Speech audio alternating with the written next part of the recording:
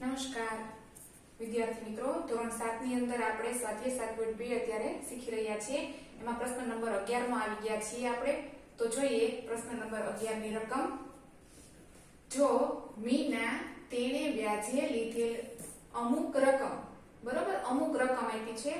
અત્યાર સુધી આપણે આગળના દાખલામાં રકમ આપણને આપી દેતા હતા, અત્યારે આપણને આપેલી નથી. તો આમાં અમુક રકમ વાર્ષિક એટલે કે વર્ષના 9% ના દરે એક વર્ષનું વ્યાજ ₹45 ચૂકવતી હોય તો તેણે વ્યાજે લીધેલ રકમ શોધો. રકમ હજી આપણે બે વખત વાંચવી પડશે, ત્યારે આપણને સમજમાં આવશે. જો મીના તેણે વ્યાજે લીધેલ અમુક રકમ, આપણે દર વખતે અમુક રકમ એટલે કે આપણી કુલ મુદત એ આપણે આપેલી હોય છે રકમમાં. હવે આ દાખલામાં એ રકમ જ આપણને મૂળ આપેલી નથી અને એ જ આપણે શોધવાની છે. એટલે કે P બરાબર શોધો. હવે આવે છે R એટલે કે ટકા, વાર્ષિક ટકા 9%, બરોબર, એટલે કે 9% ના દરે એક વર્ષ એટલે કે T બરાબર એક વર્ષ નું વ્યાજ રૂપિયા, વ્યાજ એટલે કે I 45 રૂપિયા ચૂકવતી હોય તો તેને વ્યાજે લીધેલ હવે રકમ શોધવાની છે, એટલે કે P શોધવાનું છે, બરોબર.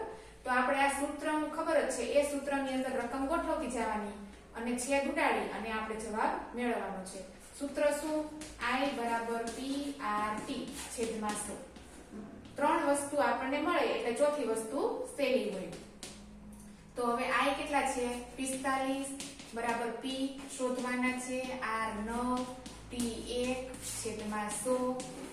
આવી રીતે છે. હવે આપણે P શોધવાનો છે એટલે એને એક બાજુ રાખવાનો અને મળી ગયેલી વસ્તુને એક બાજુ ગોઠવવાની.